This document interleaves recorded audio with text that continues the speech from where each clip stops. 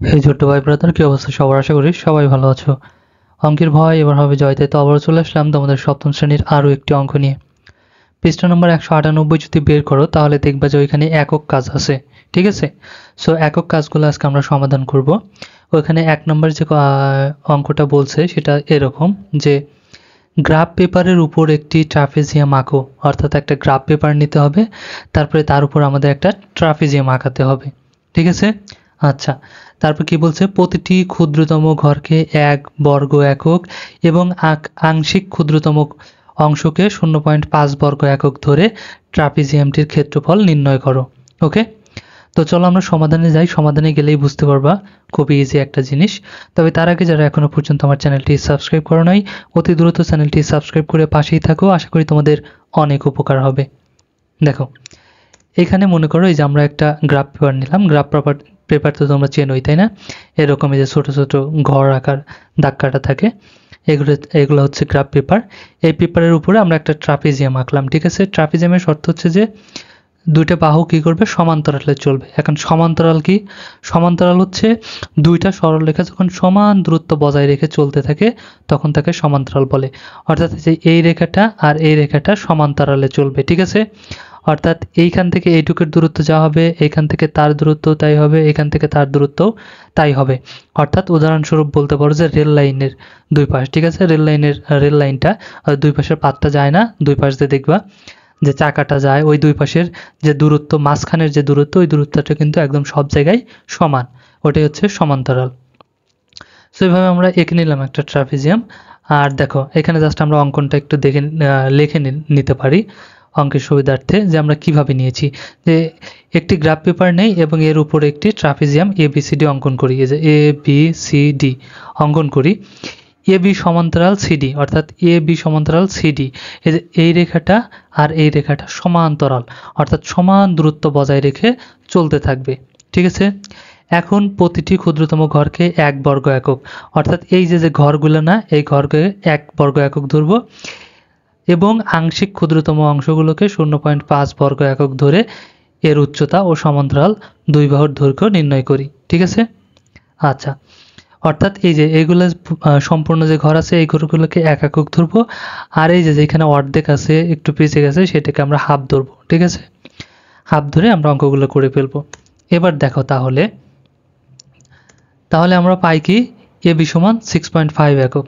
তাহলে AB কোনটা? এই যে AB সমান 6.5 কি করে হলো, 6.5 কেমন করে হলো? এখানে একটু লক্ষ্য করে দেখো, এই যে ঘর গুনি আমরা, 1টা 2টা 3টা 4টা 5টা 6টা, আর এটার অর্ধেক পাইছে না, এই জন্য হাফ।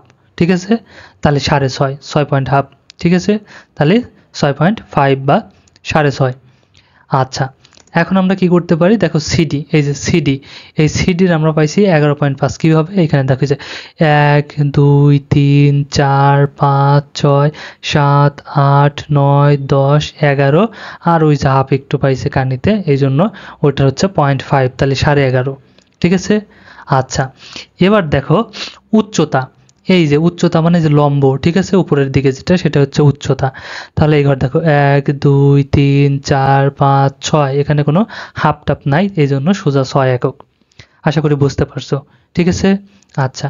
এবার তাহলে আমরা এখন কি করতে পারি, দেখো ট্রাপিজিয়ামের ক্ষেত্রফল নির্ণয় সূত্রটা কি আমরা কেউ জানি?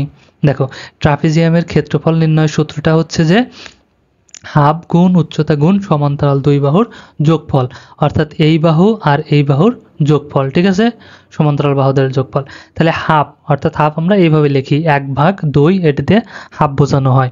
তাহলে 1/2 আমরা নিলাম, এটা হাফ, এই গুণ উচ্চতা এবং সমান্তরাল বাহুদের যোগফল। এখন জাস্ট এখানে আমরা মান বসাবো। এখানে দেখো এখানে হাফ হাফই আছে, উচ্চতা 6 আমরা 6 নিয়ে নিলাম, এই যে উচ্চতা এখানে 6 একক ছিল, 6 নিয়ে নিলাম, গুণ সমান্তরাল বাহুদ্বয়ের যোগফল, অর্থাৎ এই বাহুটা আর এই বাহুটার যোগফল। তাহলে এই বাহুটা পেয়েছিলাম 6.5, 6.5, আর এই বাহুটা 11.5, তাহলে যোগ 11.5 নিলাম। ঠিক আছে, সেমভাবে আমরা একটু যোগ করি আগে, চলো। তাহলে 11.5 আর 6.5 আমরা যদি যোগ করি তাহলে যায় 18। ঠিক আছে, বর্গ একক। এখন এইটাকে আমরা যদি দেখো করি, 6 দিয়ে 18কে যদি গুণ দেই তাহলে হয়ে যাচ্ছে আমাদের 8, আর 108কে যদি হাফ দিয়ে গুণ করি তাহলে অর্ধেক হয়ে যাবে, তাহলে কত হয়ে যাবে 54, তাহলে হয়ে গেল আমাদের কত 54 বর্গ একক। এখানে আমাদের বলছিল একক ধরে ট্রাপিজিয়ামটির ক্ষেত্রফল নির্ণয় করো, তাহলে আমরা ক্ষেত্রফল পেয়ে গেলাম, যে ট্রাপিজিয়ামের ক্ষেত্রফল লিখছিলাম, তার মানে ক্ষেত্রফল আমরা পেয়ে গেলাম কত 54 বর্গ একক। ওকে, জাস্ট দেখে দেখে আমরা মান বসাবো। এখানে যে আমার 6.5 হয়েছে, তোমারও যে 6.5 হবে এমন কিন্তু কথা নাই, তুমি যতগুলো ঘর আঁকাবা, যতটুকু ঘর নিয়ে আঁকাবা তুমি ওই ঘরগুলো গুনে দিবা, ঠিক আছে, যে কয়টা ঘর হয়েছে সেই অনুযায়ী তুমি এখানে মান বসাবা। আশা করি বুঝতে পারছো। আর ট্রাপিজিয়ামের ক্ষেত্রফলের সূত্রটা মনে রাখবা, যে ট্রাপিজিয়ামের ক্ষেত্রফল নির্ণয় সূত্র হচ্ছে হাফ গুণ উচ্চতা গুণ সমান্তরাল বাহুদ্বয়ের যোগফল।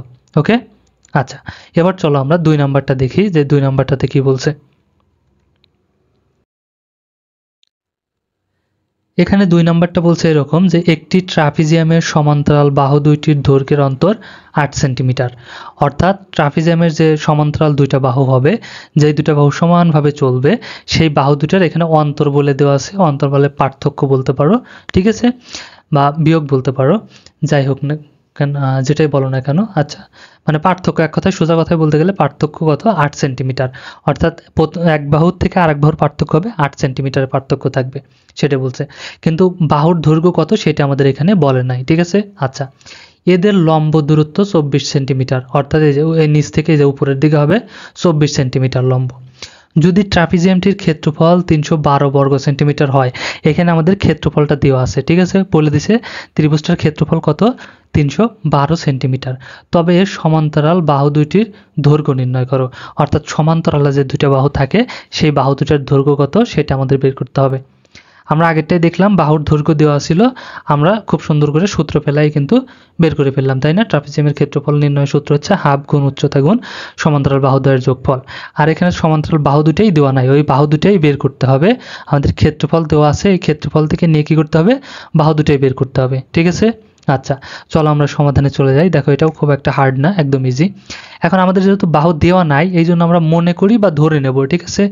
আমরা লিখতে পারি মনে করি অথবা ধরি, যে কোনো একটা লিখতে পারি, তোমাদের ইচ্ছা মতো লিখে নিতে পারো, যে ট্রাপিজিয়ামের সমান্তরাল বাহু দুটির মধ্যে দুটা বাহু যেহেতু আমরা ছোট বাহু আর বড় বাহু হিসেবে আখ্যায়িত করলাম, ঠিক আছে। তাহলে ছোট বাহুটার দৈর্ঘ্য ধরলাম আমরা এ, যেহেতু আমাদের মান দেওয়া নাই আমরা ধরে নিলাম এও ধরতে পারো, এক্সও ধরতে পারো, ওয়াই জেড যেটা খুশি ধরতে পারো, ঠিক আছে। তাহলে ছোট বাহুটার দৈর্ঘ্য আমরা কত ধরলাম, এ ধরলাম। তাহলে এখন বড় বাহুটার দৈর্ঘ্য তাহলে কত হবে, ঠিক আছে। বড় বাহুটার দৈর্ঘ্য অন্তর যেহেতু বলছে 8, মানে 8 পার্থক্য, তাহলে ছোট বাহুটা যদি এ হয়, বড় বাহুটা তাহলে 8 বেশি, এই জন্য এর সাথে 8 যোগ করে দিলাম, ঠিক আছে। আচ্ছা, তাহলে আমরা ছোট বাহুটাও পেয়ে গেলাম এখন এ, আর বড় বাহুটা পেয়ে গেলাম a+8 পেয়ে গেছি কিন্তু, ঠিক আছে। তাহলে এখন আমরা জানি ট্রাপিজিয়ামের ক্ষেত্রফল নির্ণয় সূত্রটা লিখবো, ঠিক আছে। তাহলে ট্রাপিজিয়ামের ক্ষেত্রফল নির্ণয় সূত্র হচ্ছে হাফ গুণ উচ্চতা গুণ সমান্তরাল বাহুদ্বয়ের যোগফল, ঠিক আছে। এই যে সূত্রটা যে লিখলাম, এইখান থেকেই কিন্তু আমরা অঙ্কটা শেষ হয়ে যাবে, এখন মান বের করে ফেলতে পারবো, ঠিক আছে। কিভাবে, এখন এখানে একটু লক্ষ্য করো। এখানে বলছে ট্রাপিজিয়ামের ক্ষেত্রফল আমরা লিখছি, তাহলে এখন এটার মান বসাবো। ট্রাপিজিয়ামের ক্ষেত্রফল কিন্তু এখানে দেওয়া আছে 312, দেখো, ঠিক আছে। তাহলে জাস্ট মান বসাবো, বা ট্রাপিজিয়ামের ক্ষেত্রফল এই যে এখানে বলে দিয়েছিল যে ট্রাপিজিয়ামের ক্ষেত্রফলটি 312 বর্গ সেন্টিমিটার, তাহলে নিলাম 312, এই সমান চিহ্ন এই সমান চিহ্ন, এই হাফ নিয়ে নিলাম সূত্রের। উচ্চতা এখানেও কিন্তু উচ্চতা বলে দেওয়া আছে যে 24 সেন্টিমিটার, ঠিক আছে। তাহলে এই যে নিলাম 24, এবং এখন কি সমান্তরাল বাহুদ্বয়ের যোগফল। তাহলে সমান্তরাল বাহু কয়টা পেয়েছিলাম, দুইটা, এই যে এই একটা আর এই একটা। তাহলে প্রথমে এ নিয়ে নিলাম, আর সমান্তরাল বাহুদ্বয়ের যোগফল যেহেতু এই জন্য এই যোগ, আর দ্বিতীয় বাহুটা কত a+8, এই যে a+8 আমরা নিয়ে নিলাম, ঠিক আছে। এখন খালি এটার সমাধান করে যাব, চলো সমাধান করে যাই। এখানে দেখো 312কে এখানে ঠিকই রাখলাম। এখন এই হাফ দিয়ে যদি 24কে গুণ করি তাহলে অর্ধেক হয়ে যায়, ঠিক আছে, কারণ এই যে এখান দিয়ে এই 2 দিয়ে এটা কেটে যায়, 24 কাটে, 2 1 কে 2, আর 2 দিয়ে 24কে কাটলে 12 দুগুণা 24, তাহলে এটা গুণ করে কত গেল, 12 হয়ে গেল। আর এখানে এই একটাই, তাহলে কয়টা হলো, দুইটাই, কারণ এখানে একটা আর এইখানে একটা, তাহলে কয়টা, দুইটাই, এই জন্য 2 যোগ 8, ঠিক আছে। আচ্ছা, এখন আমরা কি করব, এই সম্পূর্ণটাকে তুলে ওই পাশে নিয়ে যাব সমান চিহ্নর, আর একে নিয়ে আসবো এই পাশে, ঠিক আছে। এবার দেখো এই যে 12 গুণ 2a+8, এটাকে আমরা এই পাশে নিয়ে আসলাম, আর 312কে আমরা এই পাশে নিয়ে আসলাম। এখন সমান চিহ্নের এই পাশ থেকে ওই পাশে নিয়ে গেলে তাদের চিহ্ন পরিবর্তন হয়ে যায়। আমি বলছিলাম, তুমি যদি আমার আগের ভিডিওগুলো দেখে থাকো তাহলে জানবা, ঠিক আছে? সেটা কখন হয়, যখন যদি একটা একটা করে নিতাম, যে এখানে আছে সব না, অন্য কিছু একটা নিতাম বা একটা থেকে যেত, তখন চিহ্নগুলো পরিবর্তন হতো। যখন এই সম্পূর্ণটাকে তুলে ওই পাশে নিয়ে যাব আর ওই পাশের সম্পূর্ণটাকে তুলে এই পাশে নিয়ে আসবো, তখন চিহ্নের কোনো পরিবর্তন হবে না, ঠিক আছে? এই যে একটা একটা করে নিলে এখন পরিবর্তন হবে। এখন দেখো, তাহলে এখন দেখো এইখানে আমরা কি করতে পারি, 12টা এই পাশে কি আকারে ছিল, গুণ আকারে। তাহলে 12কে যদি আমরা সমান চিহ্নের ওই পাশে নিয়ে আসি এখন, তাহলে কি হয়ে যাবে, ভাগ, ঠিক আছে? গুণ থাকলে ভাগ, আর ভাগ থাকলে গুণ, যোগ থাকলে বিয়োগ, আর বিয়োগ থাকলে যোগ। তাহলে এই পাশে গুণ ছিল, এই পাশে আসলে কি হয়ে যাবে, ভাগ হয়ে যাবে। তাহলে ভাগ হয়ে গেল, ঠিক আছে? তাহলে 312কে যদি 12 দিয়ে ভাগ দিই কত হয়ে যাবে আমাদের, 26 হয়ে যাবে, ঠিক আছে? কারণ 12 দিয়ে যদি 31কে ভাগ দিই 2 বার যাবে 26, তাহলে বাঁচবে 7, আর এখানে 2 72, তাহলে 12 72 ভিতরে আবার 6 বার ভাগ যাবে, তাহলে 26, ঠিক আছে? তাহলে এখন দেখো, এখন 8 এই পাশে প্লাস আছে, 8কে এই পাশে নিয়ে আসবো, ঠিক আছে? তাহলে কি হয়ে যাবে, মাইনাস হয়ে যাবে। তাহলে এই 2a কে এই পাশেই রাখলাম, 26, ঠিক আছে? 8 এই পাশে প্লাস আসলে এই পাশে আসলে মাইনাস হয়ে যাবে। তাহলে 26-এর থেকে 8 বাদ দিলে কত হবে, 18, ঠিক আছে? আচ্ছা, এবার এই 2 এর সাথে a এর কিসের সম্পর্ক বলো তো, গুণের সম্পর্ক। যখন কোনো বর্ণর সাথে কোনো সংখ্যা লেগে থাকে, তার মানে তাদের দুইজনের মাঝে গুণের সম্পর্ক আছে, ঠিক আছে? আচ্ছা, তার মানে এটা যদি গুণের সম্পর্ক হয়, তাহলে 2কে ওই পাশে নিয়ে যাব, তাহলে কি হয়ে যাবে বলো তো, ভাগ হয়ে যাবে, কারণ এ পাশে গুণ আছে, এ পাশে আসলে ভাগ হয়ে যাবে। তাহলে 18 ভাগ 2, তাহলে 18কে 2 দিয়ে ভাগ দিলে কত হয়ে যাবে, 9। তাহলে এর সমান আমরা কত পেলাম, 9। এবার দেখো, এই যে আমরা ধরে নিছিলাম প্রথমে যে ছোট বাহুর দৈর্ঘ্য কত ধরছিলাম, a, তাহলে এর সমান কত পেলাম আমরা, 9। তাহলে ছোট বাহুটার দৈর্ঘ্য কত, 9 সেন্টিমিটার, ঠিক আছে? তাহলে সমান্তরাল এক বাহুর দৈর্ঘ্য 9 সেন্টিমিটার। আর অপর বাহুর দৈর্ঘ্য কত, তাহলে অপরটা লিখলাম a যোগ 8, তার মানে এর জায়গায় হবে 9 আর যোগ 8 সমান 8ই, তাহলে 9 আর 8 যোগ করলে 17, তাহলে 17 সেন্টিমিটার। ওকে, তাহলে দেখো এখানে বাহু দুইটা বের করতে বলছিল, আমরা বাহু দুটো পেয়ে গেলাম, একটা বাহু 9 সেন্টিমিটার আর একটা বাহু 17 সেন্টিমিটার। ইজি না? অনেক ইজি। কিন্তু যদি না বুঝতে পারো আবার ভিডিওটা দেখে নিও, আর তারপরেও সমস্যা হলে আমাকে জানিও।